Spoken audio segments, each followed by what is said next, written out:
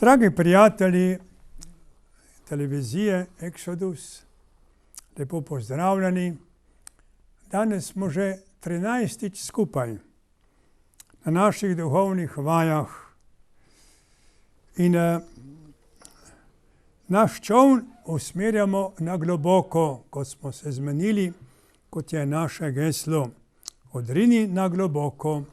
Jezusove besede, ki jih je rekel apostolu Petru, ki jih usmerja na vse nas. Danes se bomo soočili z središčno osebnostjo naših duhovnih vaj, ki je obenem tudi središčna osebnost naše vere. To je z Jezusom Kristusom. Saj se vedno o njem pogovarjamo, ampak danes je še posebej osredotočeno. V veroizpovednem obrazcu, ki ga molimo pri mašah v nedeljo na praznike, izgovarjamo besede o Jezusu. Bog od Boga, luč od luči, pravi Bog od pravega Boga, ki je zaradi nas ljudi in zaradi našega zveličanja prišel z nebes in se utelesil po Svetem Duhu iz Marije Device in postal človek. Torej, kratko rečeno, verujemo, da je Jezus Bog in človek. Trditev, ki je ne bomo nikoli dosegli do dna. Nihče je ni in je ne more, ker je ena izmed najglobljih skrivnosti naše vere, da je v eni osebi Jezusu Kristusu po naravi Bog in človek. Prosimo Svetega Duha, ko ga molimo v duhovnih vajah, naj nam pri iskanju ali poglabljanju te resnice stoji ob strani, nas podpira in razsvetljuje. Vprašamo se, odkot pa sploh imamo mi znanje o Jezusu? Odkot to znanje črpamo? Odgovor je lahek. Iz knjig, ki se imenujejo Evangeliji. Kdaj so te 4 knjige nastale? Kdaj bile napisane? V 1. stoletju našega štetja, po Kristusu. Ali jim smemo zaupati, ko so tako stare? Smemo, brez skrbi. Iz tistih starih časov, klasičnih, kot rečemo, antičnih, se nam je ohranilo mnogo besedil, raznih piscev, in so jih strokovnjaki raziskovali in obdelovali z vseh strani. Lahko rečemo, da nobenih knjig iz tistih časov niso tako natančno raziskali, in to strokovnjaki, ne kdorkoli, kot Evangeliji. Takoj, da jim smemo verjeti. Se pa razlikujejo od tistih starih drugih knjig. V čem se razlikujejo? Po učinku, ki ga imajo. Nagovarjajo ljudi, spodbujajo, navdihujejo, navajajo k razmišljanju, k dejanjem, k veri v Jezusa, k bogoslužju, dobrodelnosti, oznanjevanju, misionarjanju, tudi k mučeništvu za vero. Koliko ljudi je umrlo, ker so verovali v Evangelij.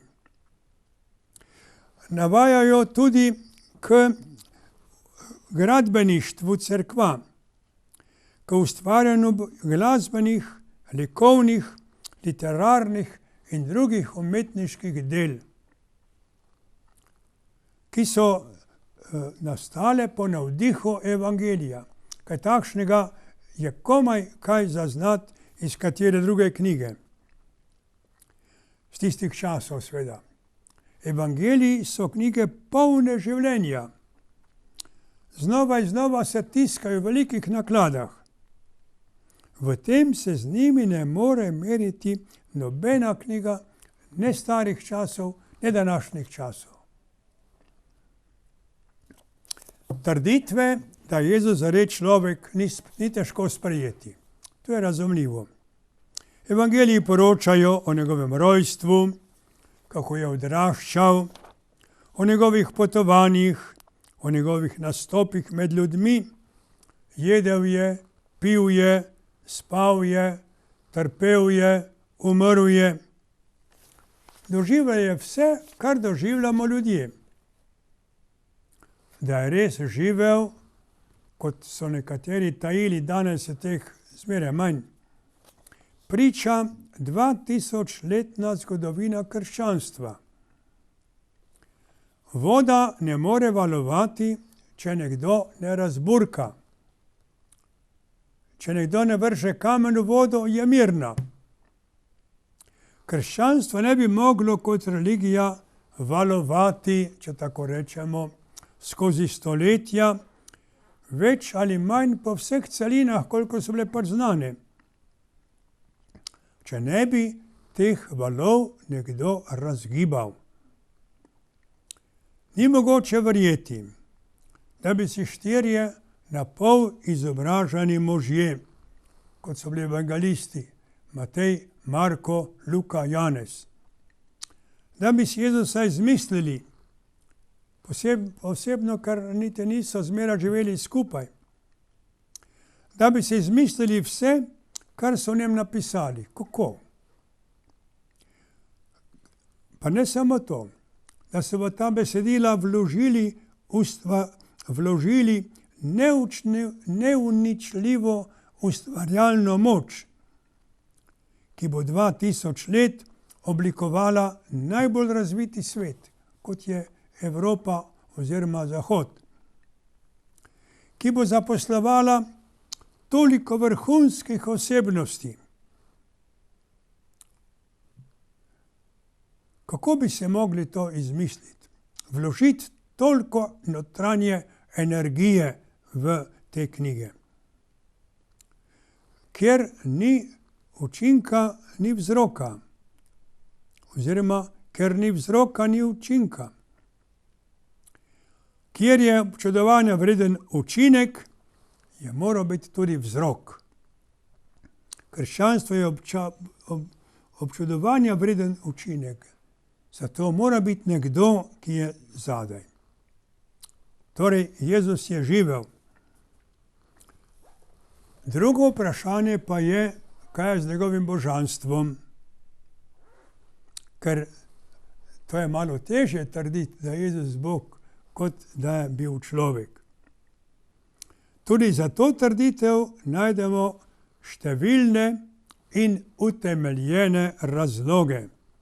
Ne bom rekel dokaze, ampak razloge. Tako močne, da jim smemo zaupati in verjeti. Najprej pa na kratko, kaj to pomeni, da je Jezus bil Bog in človek. Ni bil pol Bog in pol človek, kot so Grki imeli pojmovanje nekaterih božanstev, njihovih starih, ki so živeli na gori Olimp. Jezus ni bil na Olimpu. Jezus je bil med ljudmi. Pravi Bog z Božjo naravo in pravi človek človeško naravo, oboje pa v eni osebi. Skrivnost vere, ampak utemeljena.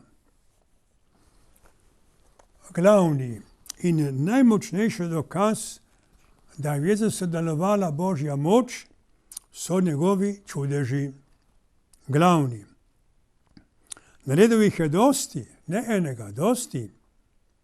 Brez vsakih pripomočkov. Imamo neke čudodelnike ali rokohitrce, ki nekaj delajo, pa mečkajo, pa mešajo, pa tako. Imajo za to pripomočke in priprave. Jezus nima nobenih priprav, nobenih pripomočkov. Samo besedo reče, ali se dotakne in je narejeno. Ne dela na skrivnem, ampak javno, na očeh množice.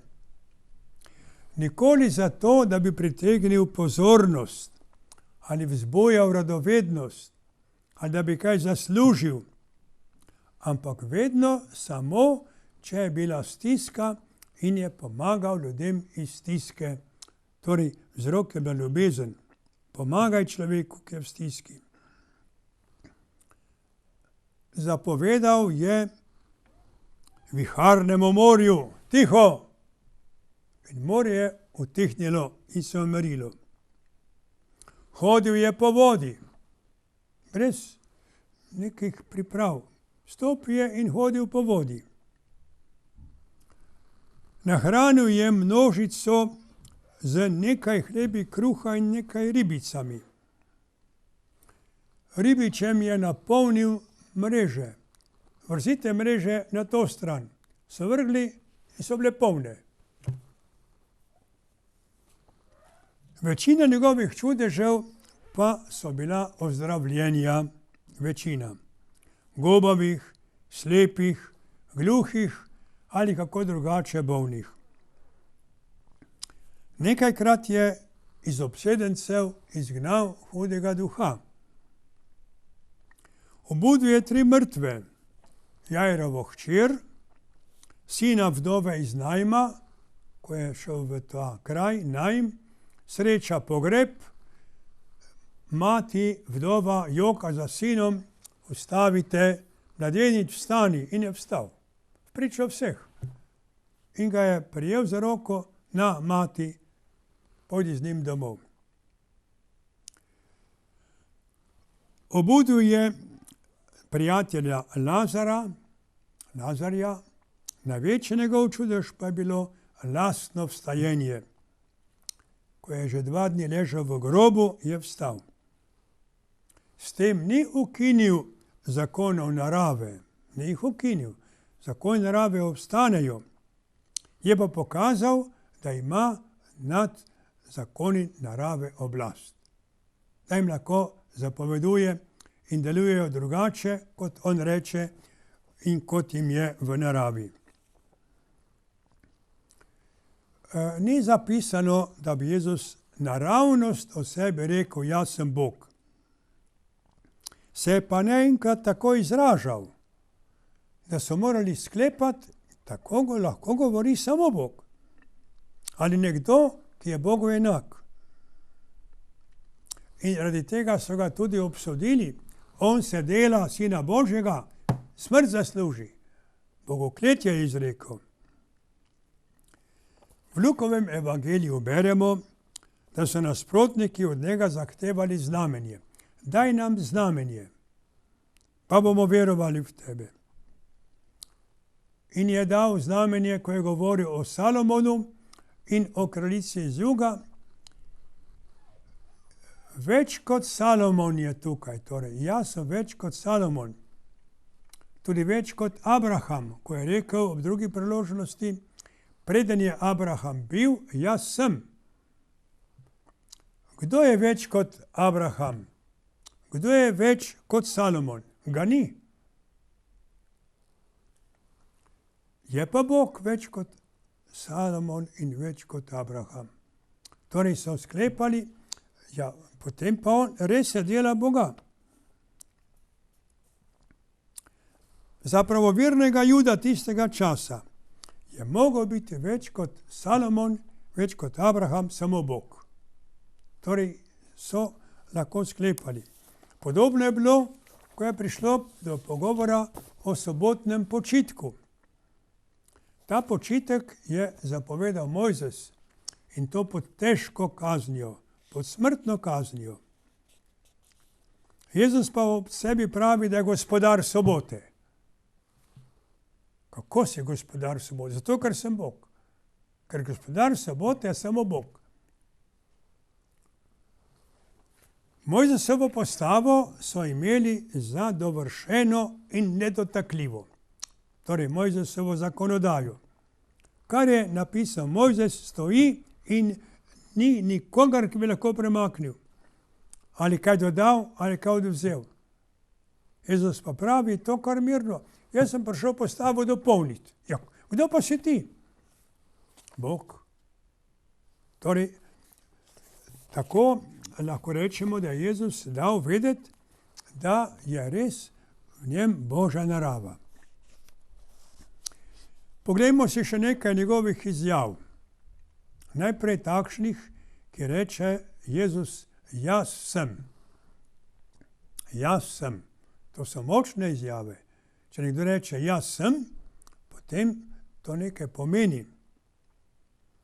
Nekaj izjav jaz sem, ki jih ne bi mogel izreči, če je bil samo navadni človek. Ker jih ne more. Ne jaz, ne vi, ne kdorkoli od ljudi. Če je samo navadni človek. Recimo, jaz sem luč sveta. Luč sveta, luč morda, oče lahko luč sinu, mati hčeri, na nek način bi se dalo. Ampak luč sveta pomeni luč vseh ljudi, luč vsem ljudem. Kako moreš to reči? Zato, ker sem Bog. Bog je lahko luč sveta. Njegov evangelij je luč našemu razumu in našemu srcu. Razumu, ker posveti v temu vprašanja, odkot smo, kam gremo, zakaj smo.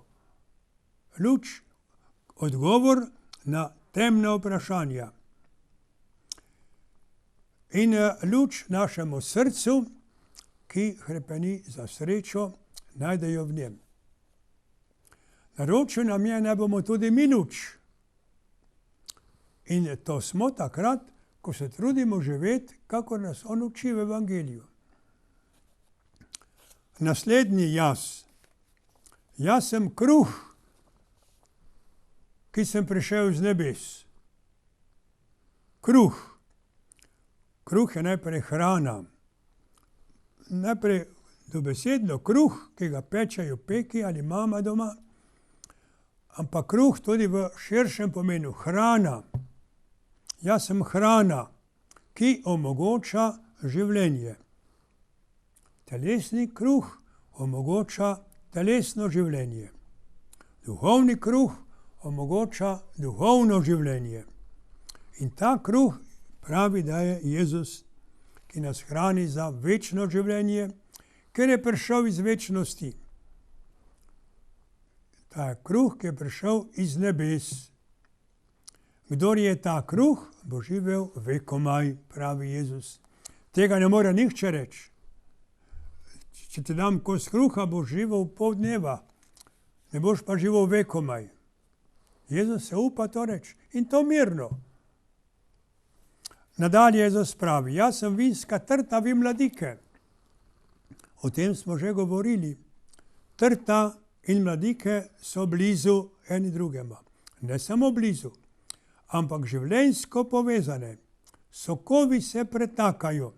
Iz trte v mladiko, iz mladike nazaj, pa spet nazaj. Izmenjava življenjskih sokov. Mladika lahko samo zato prinese grozd, ker je v njo prišel sok iz trte.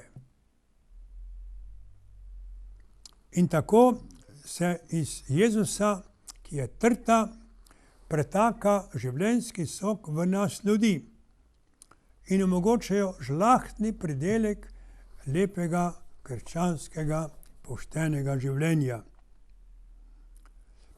Jezus naprej pravi, spet jaz. Jaz sem dobri pastir. V Svetem pismu, predvsem Stare zaveze, je to zelo priljubljena prilika. Bog skrbi za ljudi tako, kot skrbi dober pastir, pravi pastir za svoje ovce. Danes je tega manj, ker pastirjev tako rekoč praktično ni več, zato nam ta prispodoba ni tako blizu. Nekoč je pa zelo bila. Bog hoče povedati, oziroma Jezus hoče povedati, da je on pastir, ki skrbi za svojo čredo. In to tako zelo, če treba, da celo življenje da za njo. Ne samo hrano, ne samo ležišče, ne samo pašo, čeprav to seveda v prvi vrsti, ampak predvsem dajem, torej največ, kar je dal življenje. Dobri pastir. Jezus nas hrani, Jezus daje za nas življenje. Dalje. Jaz sem pot, resnica in življenje, pravi Jezus. Naše življenje je potovanje. Možne so razne poti. Hudo je, če ne veš, po kateri poti naj greš. Vsi ljudje smo iskalci. Iščemo pot. Morda je kdo od vas bral knjigo, ki je napisal naš mariborski pisatelj Drago Jančar s naslovom Katarina, Pav in jezuit. Na to knjigo sem jaz napisal nekje in objavil neko svojo presojo, ker sem napisal, da je Jančar, oziroma da je ta knjiga nihilistična, ker opisuje 3 hrepenenja, ki se nobeno ne uresniči. Vse propade. No, potem je pa gospod Jančar to zvedel, pa je dal vedeti meni, nisem nihilist, sem pa iskalec. Iščem. Vsi smo Jančari, ki iščemo vsak na svoj način. Iščemo pot. Jezus pravi, jaz sem pot. Če si našel mene, si našel pravo pot. Nadalje, jaz sem resnica. Torej, jaz sem pot, resnica in življenje. Jezus je resnica. Velja podobno, kot smo rekli za pot. Vsi smo iskalci resnice. Šele, ko najdemo resnico, se umirimo. Kot je lepo napisal Avguštin, zase si nas ustvaril Gospod. Nemirno je naše srce, dokler se ne spočije v tebi. V Jezusu torej se umiri, spočije naše srce, ker je on resnica. Mnogi lahko to potrdimo. Dan danes večkrat sliši, da je več resnic. V nekem smislu bi se to dalo tudi povedati, ker je vprašanje, iz katere strani opazuješ in presojaš neko zadevo. Več resnic, več spoznanj, lahko bi rekli. Resnica je pa ena. In hudo bo, če bo hotel vsakdo uveljaviti svojo resnico. In končno, jaz sem pot, resnica in življenje. Jaz sem življenje.